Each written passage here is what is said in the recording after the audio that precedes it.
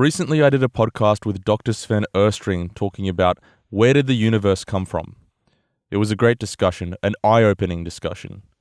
Well, this week, I'm talking to Dr. John Ashton, who has spent decades in his science work looking to answer a basic but important question. Is it possible, as is commonly believed, that life can be formed from non-living organisms?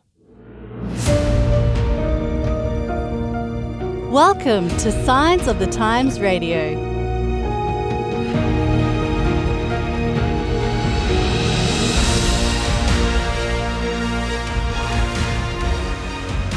Well, it's great to have with me this week on Signs of the Times Radio, Dr. John Ashton. Dr. John, how are you? Oh, well, thanks, Daniel. Now, Dr. John, you are a scientist, is that correct? Yes, that's right. Yes, I'm a professional scientist. Tell us about your science background. What do you do for work? Where did you study? That sort of thing. Sure. Okay. Well, I started my career as a cadet physicist at the BHP Central Research Laboratories, which were in Newcastle back in the early 60s. And I studied pure and applied mathematics, physics, chemistry, and geology. And then I changed and specialised in chemistry, and I topped chemistry at the University of Newcastle both in my degree year and also in my honours year, and won the CSR Chemicals Prize. And then the following year I won the Dioxide Research Fellowship to do a PhD, and that was the highest paying chemistry research scholarship offered in Australia at the time. Following my work there, and that was at the University of Newcastle, because at that time they had a world leading chemist there, Professor Harry Bloom, and so that's why the scholarship was there.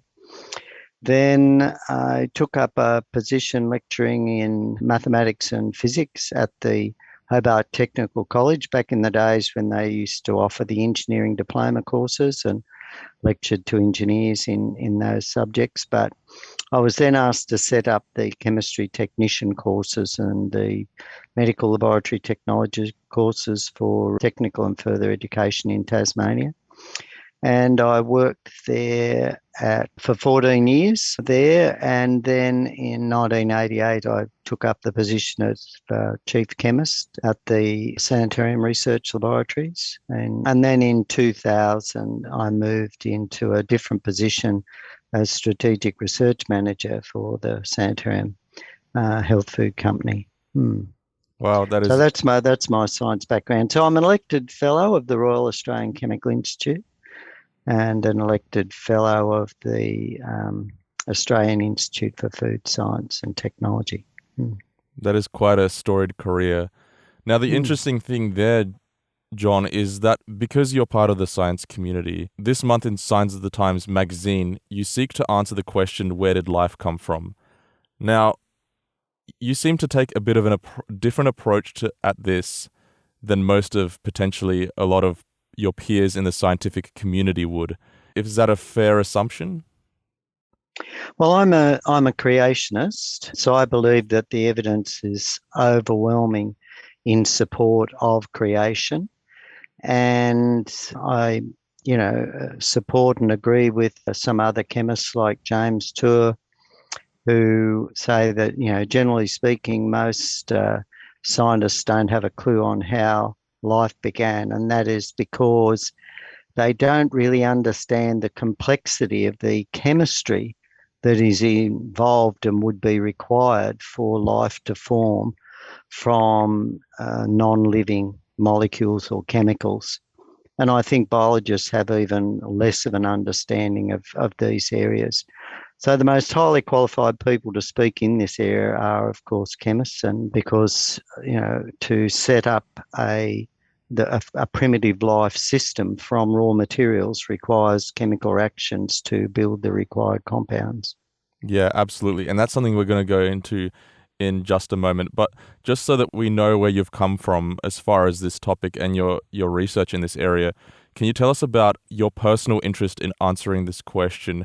Have you sort of assessed for yourself critically the various hypotheses for how life started? What's your sort of story there? Yeah, certainly. So I was raised in a nominally Christian family. We ticked the Methodist box, and but we didn't go to church. And when I finished my studies at the University of Newcastle, I'd been working with some top scientists from around the world. I worked in the same department as scientists who had studied at Massachusetts Institute of Technology, University of Cambridge, University of Oxford, and the California Institute of Technology. So these were scientists from the top universities in the world in the area of science. And I saw that their lifestyle was not really inspiring. A lot of them smoked heavily, a lot of them drank heavily. My boss, who had, as I said, had studied at London Imperial College and originally at the University of Adelaide, where he'd been a university medalist there in the area of chemical engineering. He was actually an evangelical Christian, and he used to talk to me about his faith in God. He loaned me the book Mere Christianity, which I read. And very interestingly, he talked about how when he was at university, he would never study on Sunday. He kept the commandment to keep a day of rest. And I later, many years later, of course, found out that he was also a creationist, but I didn't know that at the time. But his life was very different to that of the other scientists. When I finished uni, I remember talking to my mum, who'd been confirmed in the Church of England as a teenager. You know, how do you know if there's a God? And she said, well, you go to church. And so I decided to get up courage and went to the little Methodist church that was just around the corner, actually, from where we lived. And I remember going one Sunday evening, or the Sunday evening, to the service, and the preacher, the minister there, spoke on our need to accept Jesus as our saviour, and that we'd all done wrong things, and we needed to have God's forgiveness for that. And I knew that was me. I knew I was a sinner. I fitted into that category. But he asked for people to come forward who wanted to accept Jesus, and I didn't know. I knew that that was something I needed to do, but I didn't know what it really meant, and no one went forward. And when I went home, I asked my mum, how can I learn about what the Bible says? And she said to me, well, why don't you go up to the Seventh-day Adventist Church? They have a Bible study on a Saturday morning. And the reason that she said this was that about 9 years earlier, back in 1961, when just before I turned 14, my dad died suddenly from an unexpected heart attack. And we had no family living nearby. And suddenly this was a time of great distress. We needed extra financial support at the time till Dad's will came through and so forth.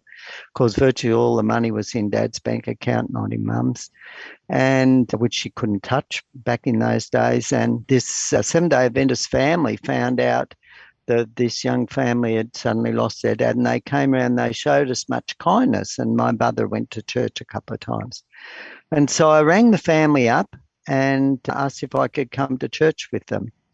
And I did a few times, and just at that time, the Tychoid Research Fellowship was advertised for a doctorate, to do a doctorate at the University of Tasmania. And as I mentioned in the introduction, that was the highest paying chemistry scholarship in Australia, paid a lot more than the Commonwealth Scholarship. And that would be a big help if I got that, because I was helping support my widowed mother and a younger brother. And so I prayed my first prayer, and I prayed, God, if I can win that scholarship, I'll buy a Bible and start keeping Sabbath and go to church. And well, I won that scholarship. And when I went to Tasmania, the next day after arriving, I went into a bookshop and bought a Bible. And the next Saturday, I went to church. That's an incredible story to hear your journey up until that point. But how did the church members feel about your science degree that you were studying, particularly coming from a creation background? When church members found out that I was, studying for a doctorate in chemistry, they asked me, well, what do you think about evolution? And what about radiometric dating and the age of the Earth?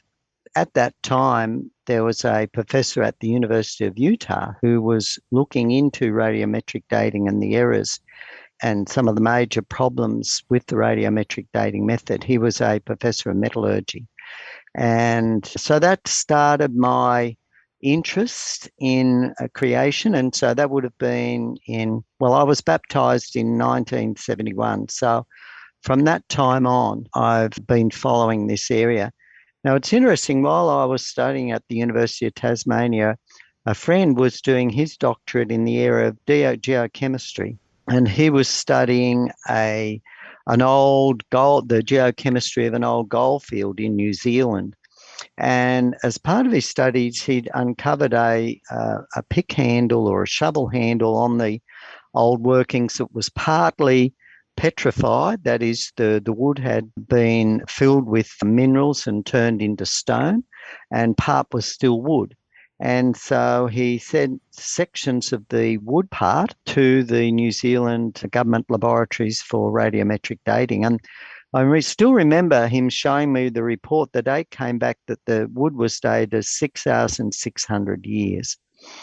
And I remember we discussed among ourselves, how can this shovel handle be made out of timber that was that old? If it was made out of an oak tree, the workings were worked there in the 1800s. How old would the oak tree have been, and all this sort of thing. And again, this, I guess, catalysed further my investigation into the areas of radiometric dating and, of course, evolution. Interestingly, several years later, that young man joined the Seventh-day Adventist Church as well. It's been a while that I suppose if we go back then, it's essentially 50 years I've been researching in this area.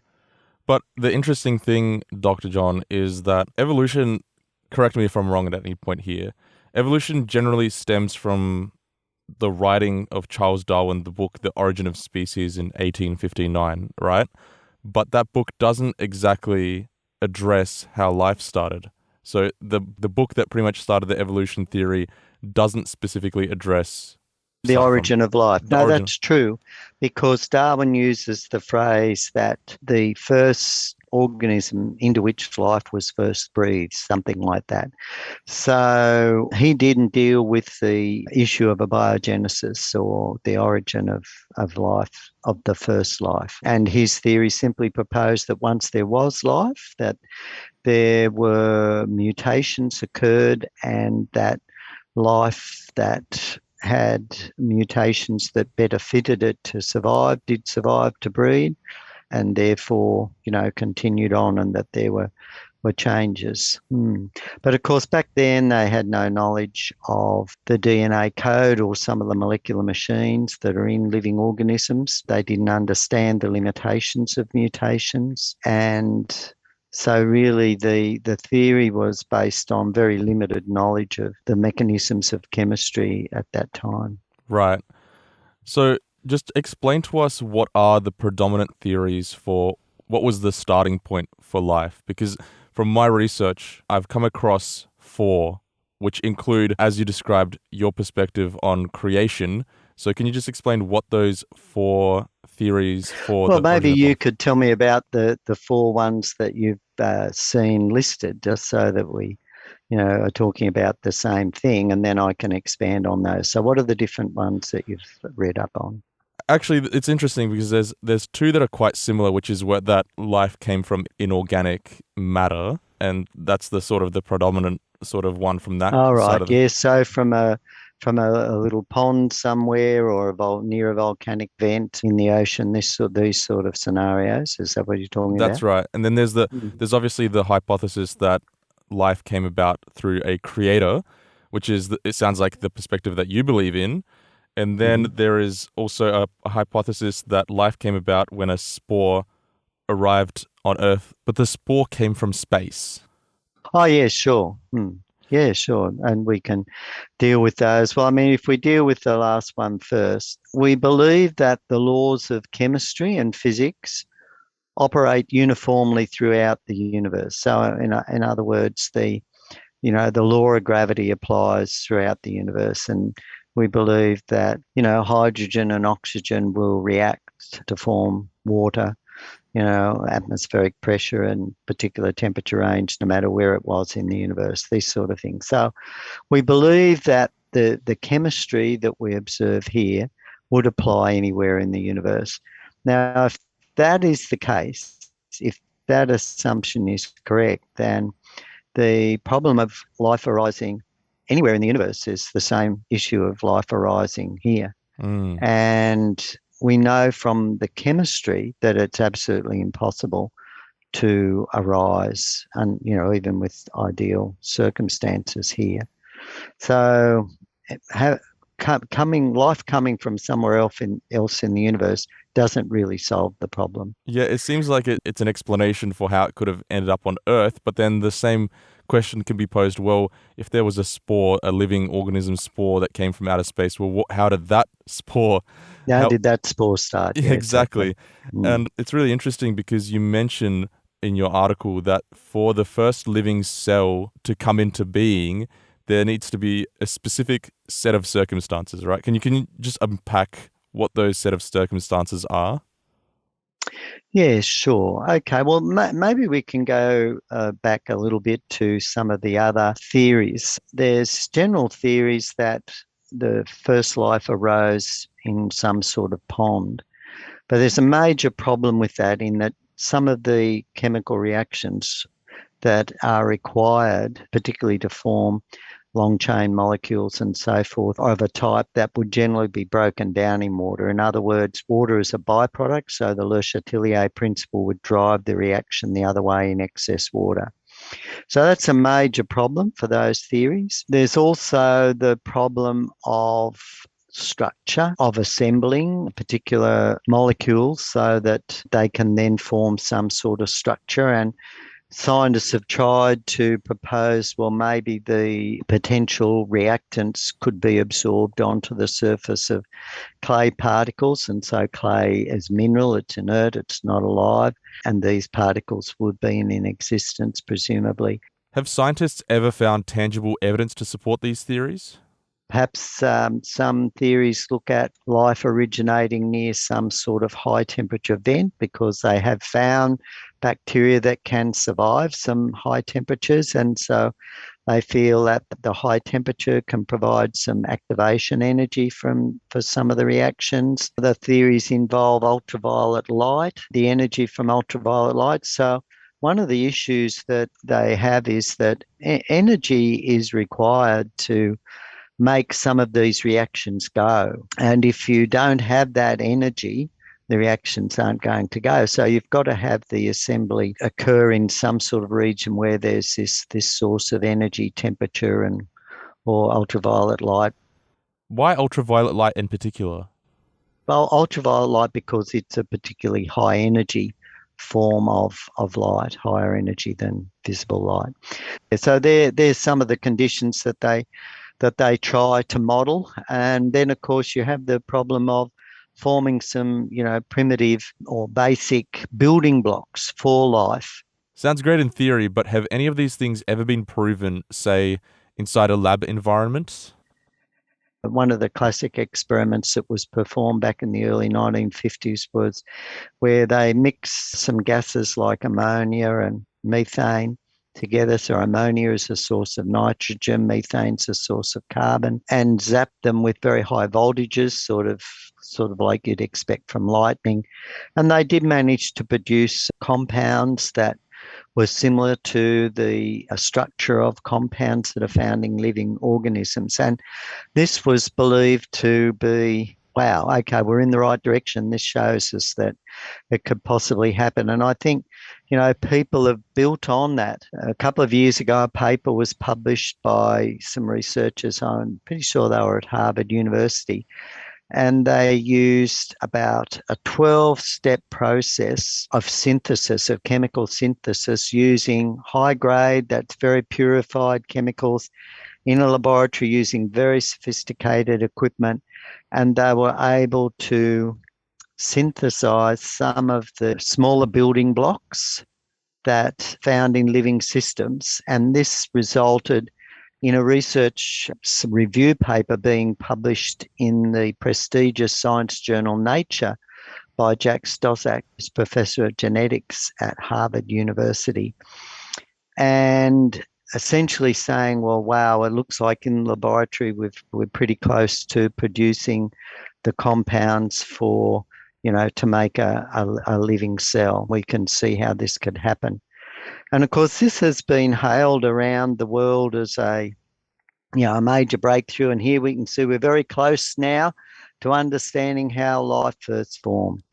But we need to look at that claim very carefully. Now, Stoczak is a geneticist. He's not a chemist. And one of the things that he did in his Nature article was he took the 10 or 12-step synthesis process, which is a very complicated process. It'd be very difficult for chemists to replicate in the laboratory. You need quite experienced and gifted chemists to achieve that with top equipment, and that's why I was a world-leading chemist with his team that achieved it. But Stoczak, when he wrote it up as basically a 3-step synthesis. So he greatly oversimplified the process. And also, there's a very interesting aspect with the molecules that are involved with carbon. Now, carbon forms 4 bonds.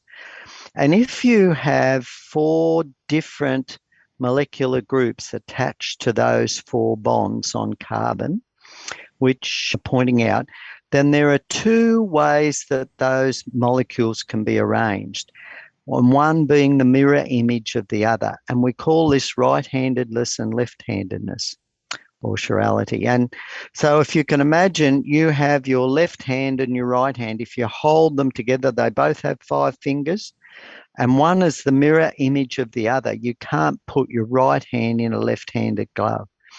Now, this property of the fact of mirror image orientation greatly affects the properties and the reactions of certain chemical reactions that are involved in biological systems.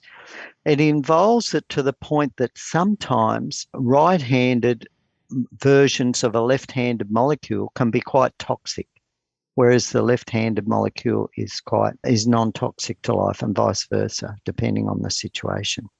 So whenever we do chemical reactions just straight in the laboratory, we produce equal amounts of both right-handedness and left-handedness.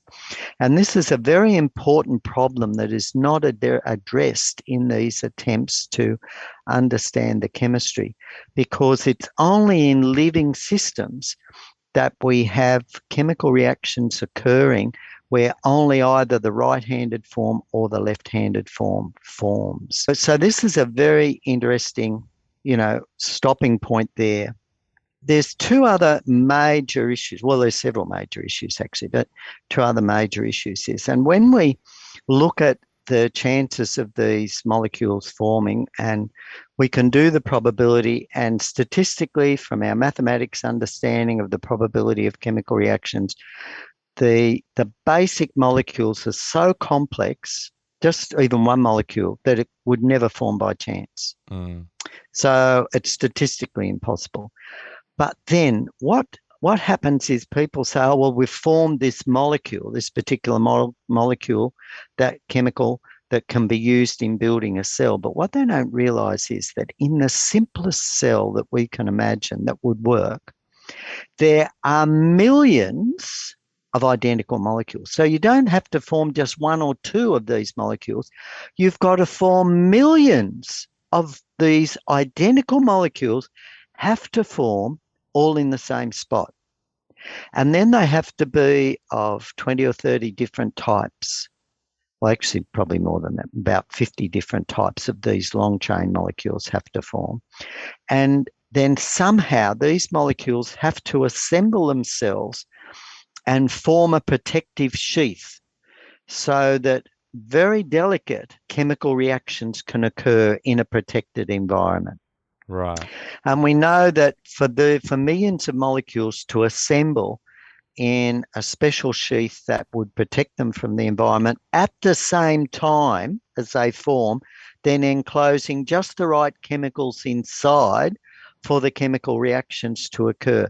Now, I've talked about there's about 50 of these really long chain types of long chain molecules that we require millions of, but there are also about several hundred smaller molecules, such as enzymes, that are required to make the system work.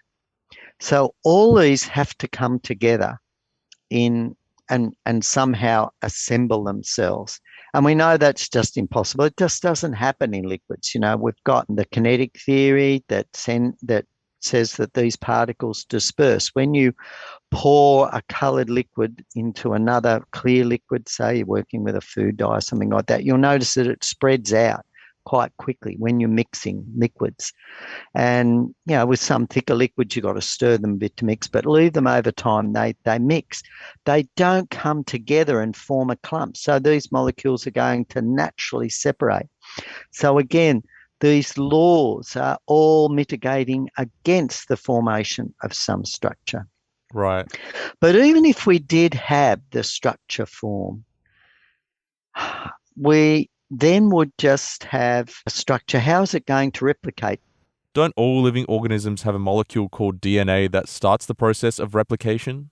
What happens is the DNA, in essence, is, to simplify it, is replicated, and it replicates in such a way that there's a little factory called a ribosome that can read the code that can then build the new cell, the offspring. What is DNA? Because it's a code, right? It's a code like the alphabet. So what this DNA code is a very long molecule, and it's made up of 4 sort of chemical compounds that we call bases, and these are abbreviated A, C, T, and G. So you can remember them. Australian Capital Territory is good.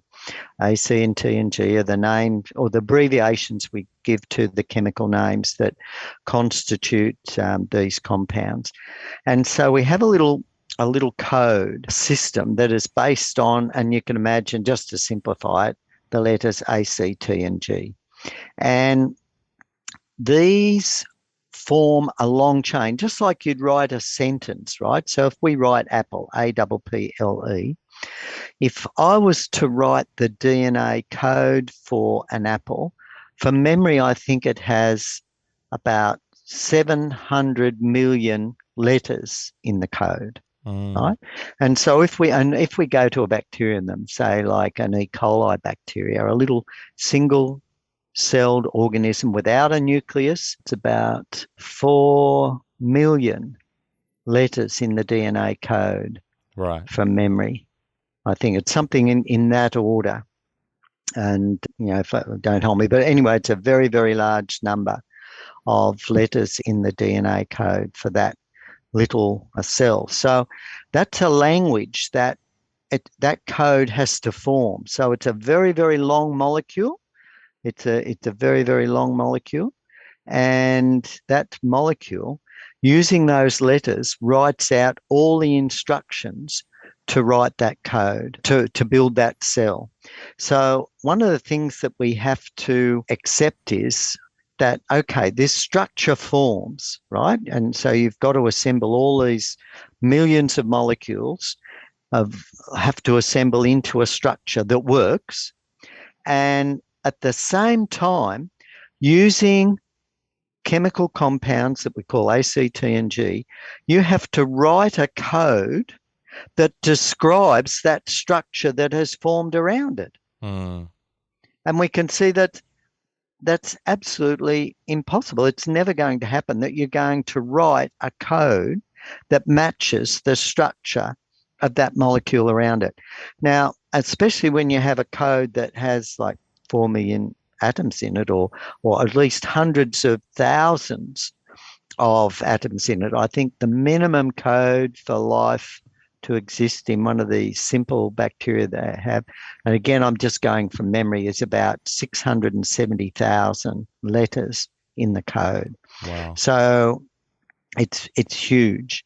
And that code, all those molecules, that extremely long chain molecule made up of, as I said, 670,000 molecular components, joined together in this helix structure, this sort of long spring coil structure, has to form that actually describes what these random processes have built around it. So we can see that's absolutely impossible. The chances of that happening is beyond impossible, But even if that happened, the code would be useless because you also have to have a code reader. Having a code doesn't work. So if I spelt out the word to you, ZIVIS, most people listening to this program would not know what that means. Do you know what that means? No. Right. Now, my best friend in primary school knew what that meant. It means fish in Latvian. Okay. But unless your brain has been programmed to read Latvian, you're not going to know what it is. So again, our brain is our code reader, and we use in Australia the English language as the code. Things are written using the 26-letter alphabet, and when we write apple, that is code, and in our mind we can picture an apple. We write APPLE. Yeah. But the other thing is too, that code APPLE doesn't look anything like an apple. It's a code. It has to be interpreted in our mind. In our mind, we can picture an apple. Or if it was French, we'd write pomme, P-O-M-M-E, and we would picture in our mind an apple. And so again, if somebody didn't know French, they wouldn't know what that word was. And so these are codes or a language that represents something, and it requires a code reader. And it's the same. DNA is a language. DNA is this language that uses only those 4 letters to write out and create something. And that DNA code describes all the mechanisms in the cell, everything that is needed. But just like the alphabet is a code, like DNA, the code needs something that will be able to read and interpret it, which in the case of the alphabet is humans, right? That code is useless unless there is a machine that can read that code and then build the components of the new cell. Otherwise, the cell can't reproduce. And that molecule that does that is called a ribosome. That machine that does that is called a ribosome. Now, ribosome is an extremely complex molecular machine with over 300,000 atoms. So what people that don't believe in supernatural creation have to believe that somehow these raw atoms combined, over 300,000 of them, in such a way that they formed the code reader for the DNA molecule. So a specific code reader to read that code for the DNA molecule.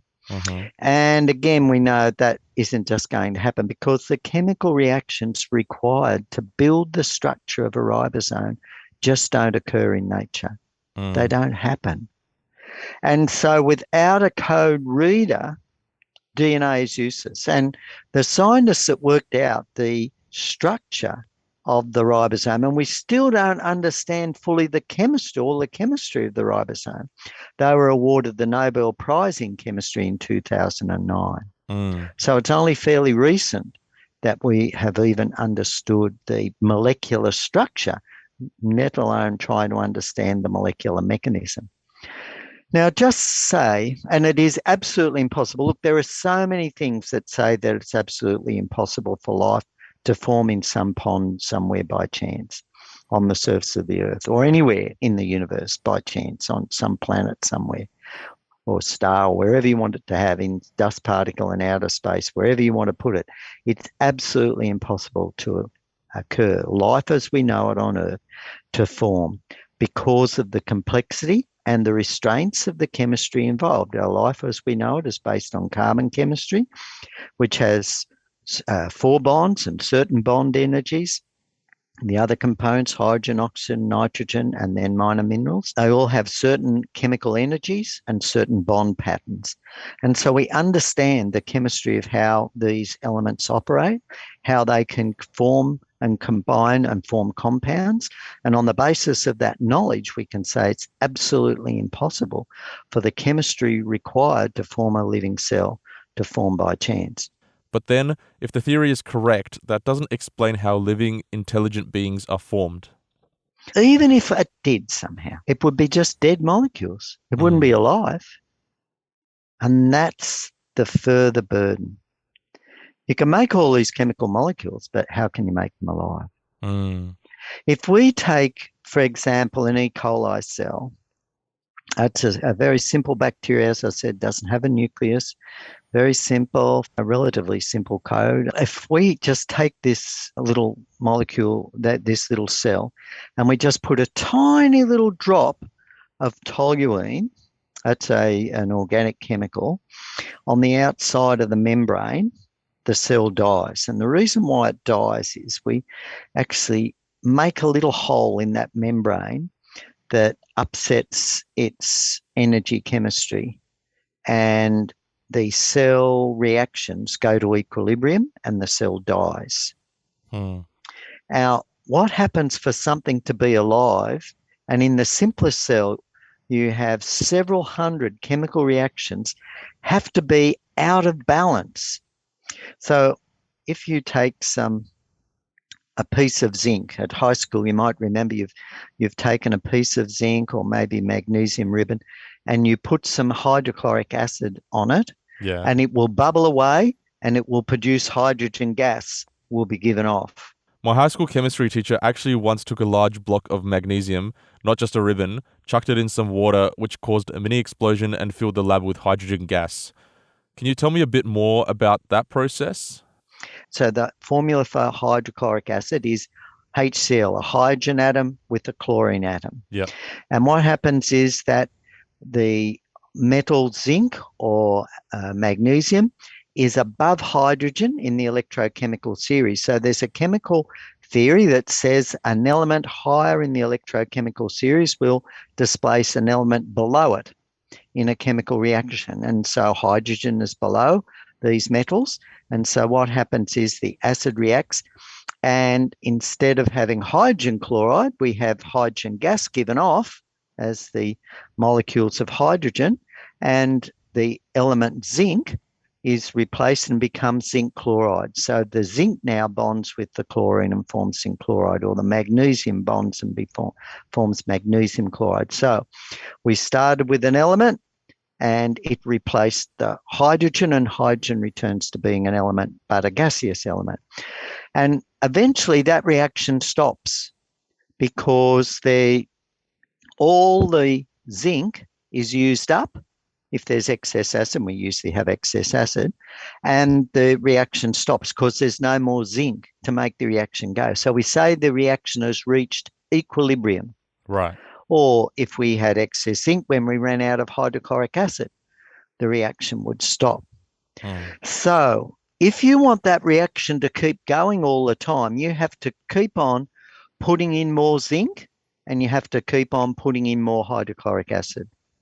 Otherwise, when it reaches equilibrium, it will stop. And it's the same for living systems.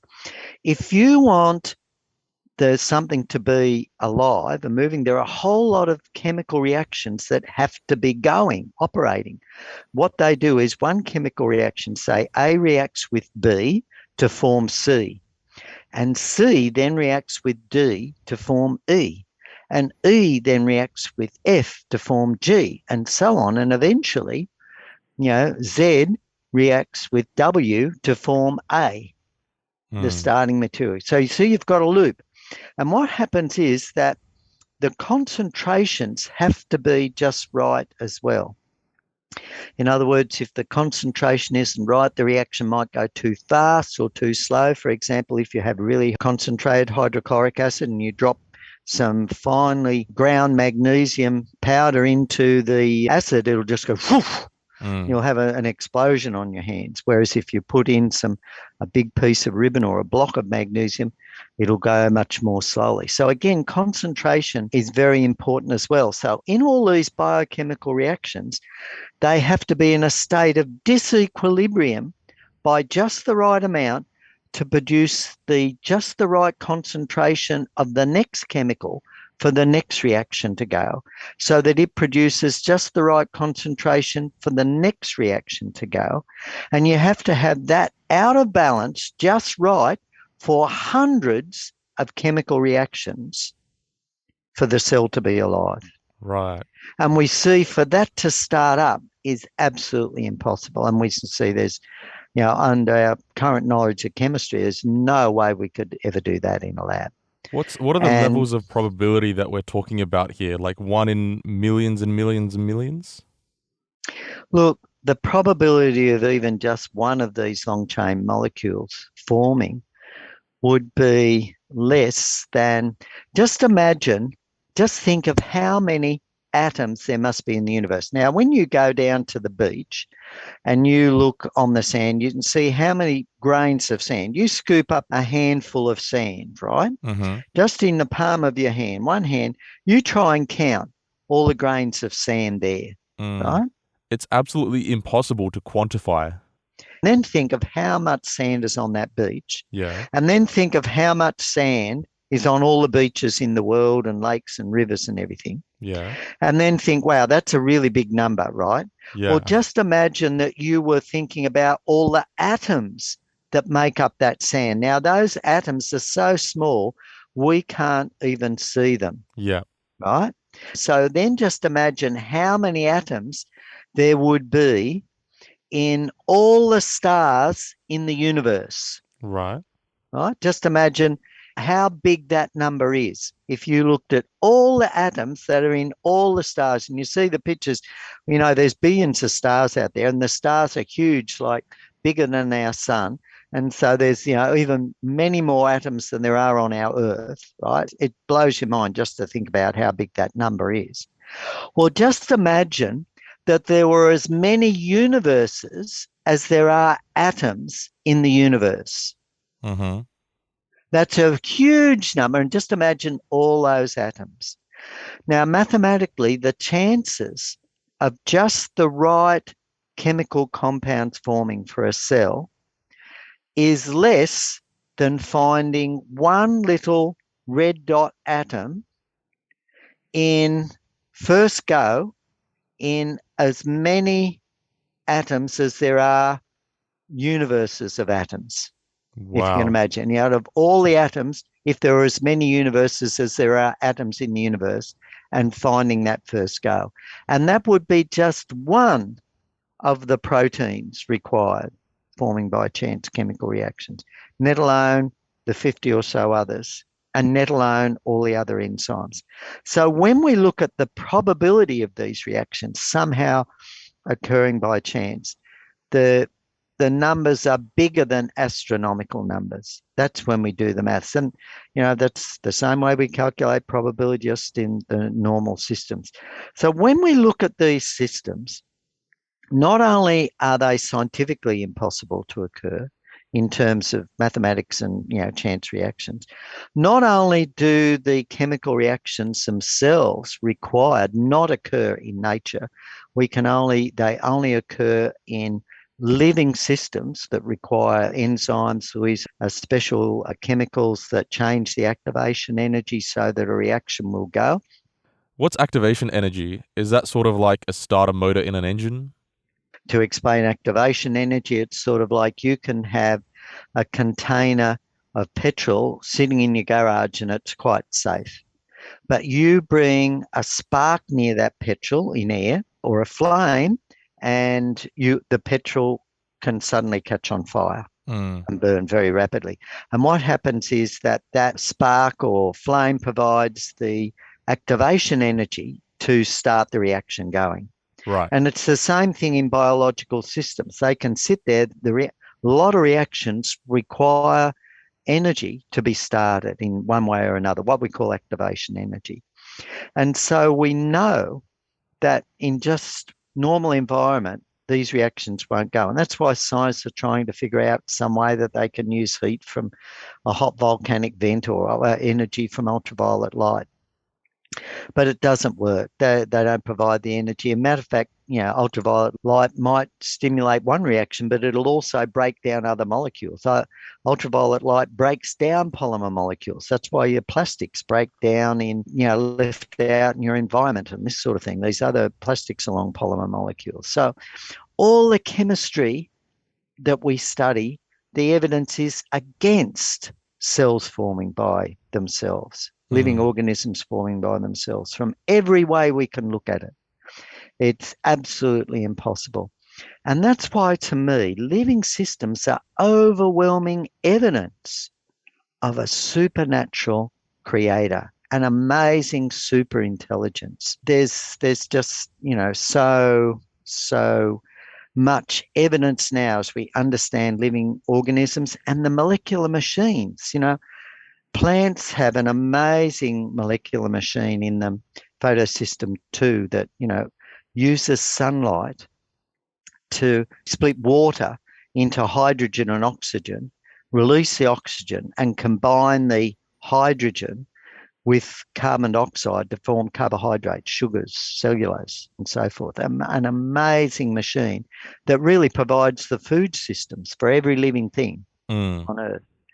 And again, that's a molecular machine. We've only just relatively recently understood its molecular structure to a degree. We still don't know exactly how the water molecules are bonded. What happens is this little machine traps 2 water molecules in the plant, and it carries the energy of sunlight energy trapped by the chlorophyll cells, converts that into energy and zaps the water and splits it, releases the oxygen so that we have oxygen to breathe, takes that active hydrogen and combines it with carbon dioxide that it has absorbed into the leaf of the plant, and from that produces all these compounds, synthesizes these compounds, the sugars and carbohydrates. And our living systems are full of these amazing machines. Evolutionists have to believe that these machines rose by chance, these molecular machines, and yet we know the chemical reactions to form them are very difficult. I mean, it's very difficult for us as scientists, with all our knowledge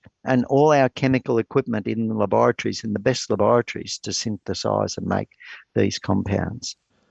And that just comes back to the same question again. Let's say the right circumstances cropped up for life to come into being. That doesn't explain how we humans, as living, breathing beings with a consciousness, is possible. The evolutionary process is dealing with molecules, inert molecules. When does an inert molecule become conscious? Right. It's very interesting. One of the guys that won the Nobel Prize for Physiology one year, and he was addressing a conference, and he said, one of the things that amazes me most is how with my mind I can move my little finger. And the reason for saying this is, when you think about it, can you weigh your brain?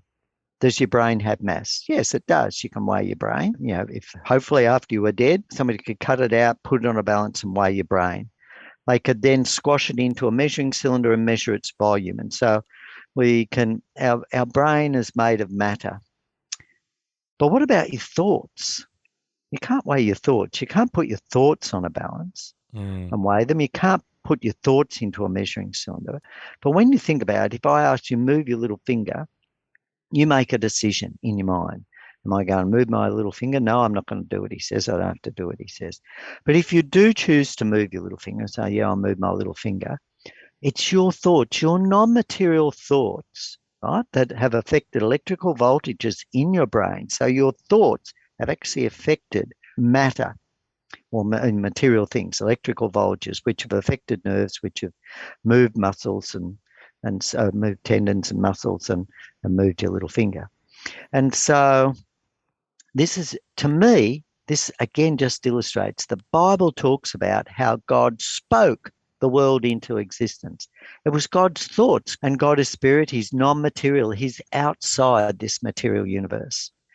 And to me, it just makes so much sense that a non-material entity, not limited by space and time in this universe, but an intelligence, thought these systems out. He designed, he was able to create and made these systems, and they became a reality. this hypothesis that you're dealing with, which is the explanation that life started from a supernatural source. Now, it's not Yes. just an assumption that you're talking about there that, if it's so improbable that it could be the result of these theories that you mentioned, so it must be a creator God. It's not just an assumption that it must be a creator God. There's evidence for that as well in written text, isn't there? Well, the Bible describes the creation account, and to me, it makes a lot of sense. Now, sometimes people say, oh, 6 days, it's got to be longer than that because we've been inculcated with this idea of millions of years. But, when you think about it, it's so realistic. It fits the picture because on the second day, we have God created the atmosphere, the Right. firmament, right? In which he put, the oxygen, nitrogen, and presumably the other gases, carbon dioxide and so forth. And remember, then the dry land appears on the third day and plants form. And it's interesting how plants then take this carbon dioxide and they, as I explained just recently, they produce all this food. And then we have, but the plants required, in order to do that, they required sunlight. And it's interesting, on the fourth day, the sun and the moon are created. Mm. And give the seasons. The moon provides this gravitational attraction, which changes the movement of the water on the earth. It has all this cleansing effect and everything. And then we have the fish and insects and birds formed. And then on the sixth day we have the mammals and the bigger animals and man formed. And it fits from an ecological picture too, as well, because and this is one of the challenges in the evolutionary chain, in that insects appear fully formed in the record, but not at the same time as flowering plants. And yet you need insects generally to pollinate flowering plants, flying insects. And again, the flowering plants just appear in the fossil record. Insect flight is extremely complex and would require a massive amount of new code, new information to encode for the systems required for insect flight, and it just suddenly appears in the fossil record. So it more fits the flood account in the Bible, that things wiped out.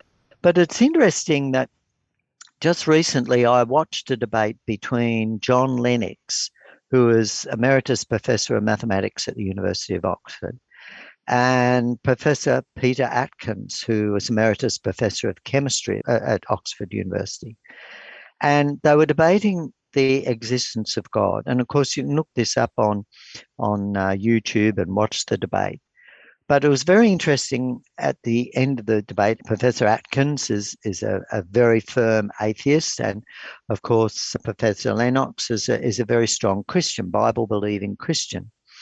And the debate adjudicator at the end asked Professor Atkins, he said, look, Professor Atkins, is there any evidence that would persuade you to believe in God, the existence of God? And he said, no, nothing. Nothing would persuade me to believe in the existence of God.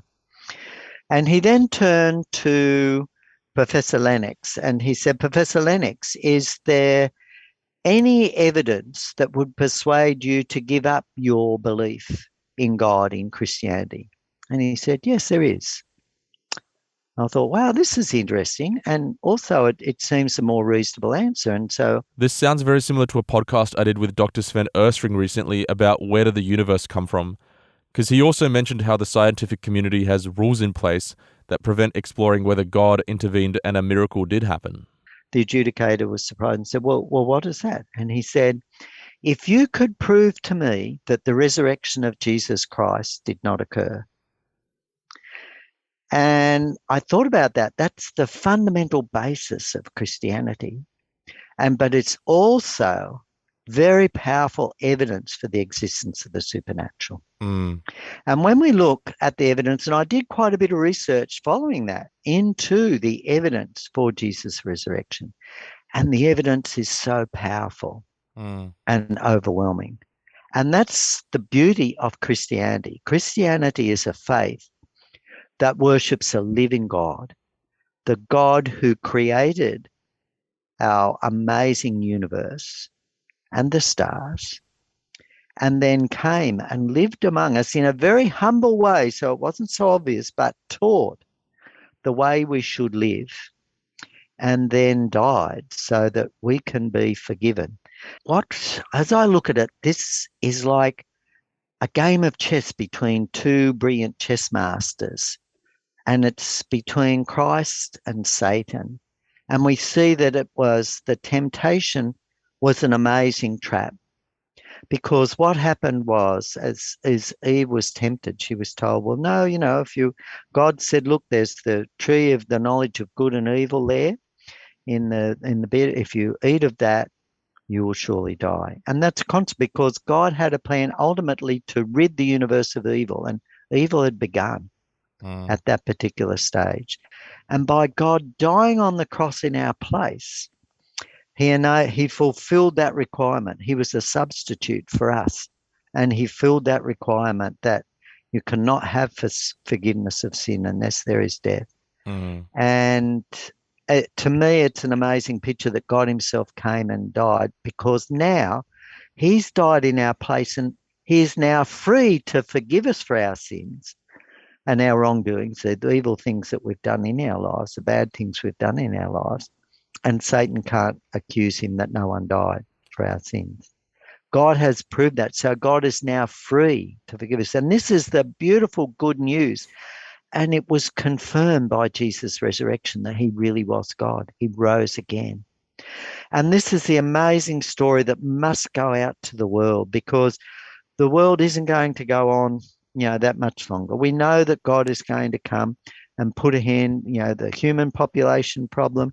We've got the human environment problem that even David Attenborough, an evolutionist, is highlighting these days, a major problem where we've got so much pollution in the environment now. We're impacting essential feedback mechanisms that are required to keep the ecological systems on our planet functioning. And I found my experience was, when I accepted Jesus, my Saviour, back in 1971, I began to change. It didn't happen overnight, but my preferences began to change. The way I thought, the way I viewed other people, the way I viewed myself began to change. And I began to become a much nicer person. And my faith increased. And as I said, I am so passionate about God now, because I know he's real. I can see how he has led in my life, how he has blessed me, how he's opened opportunities for me, and also for my family. And I've seen that in the lives of other people too, as they have stepped out and accepted Jesus as their Saviour. And I've had the privilege to meet so many other Christian scientists too around the world as I've been writing my books, like In 6 Days, Why 50 Scientists Choose to Believe in Creation, The God Factor, Why 50 Scientists Choose to Believe in God. These books, they've had similar experiences of answers to prayer, God's leading in their lives. And I know that God is real. This is something that to me is just so important, to get that message out to people, to step out, to go and buy a Bible like I did and start going to church and get the message, and meet other people that have had their lives changed too. And the thing is, we have a hope. God says that he's going to create a system, create again, where it won't be running down. And that's a very, very positive hope to have. And when I see that so much of the Bible fits what we observe in terms of human behaviour, the environment and so forth, sure, it's not a science textbook, but that doesn't mean that it isn't true, that it isn't correct in what it's talking about, that it isn't real history. And I believe the evidence that it's real history is very, very strong. Yeah, absolutely. And it's incredible evidence that you shared there, not even just about how improbable it is that life came as a result of those theories that we mentioned earlier that stem from an evolutionary mindset, but also the incredible evidence there is in favor of a creative God. John, thank you so much for joining us this week on Science Radio. I really appreciate that you've managed to condense what's a very difficult topic down into a practical format. So I really appreciate you joining us on Signs of the Times this week. And again, if you'd like to read John's article, it's now live on our website, which is signsofthetimes.org.au. But yeah, again, thank you so much, John, for joining us this week. Thanks for the opportunity, Daniel. God bless. Today's episode was based on an article appearing in this month's Signs of the Times magazine. A subscription is just $26 for 11 issues a year. To find out more, visit signsofthetimes.org.au in Australia or signsofthetimes.org.nz in New Zealand.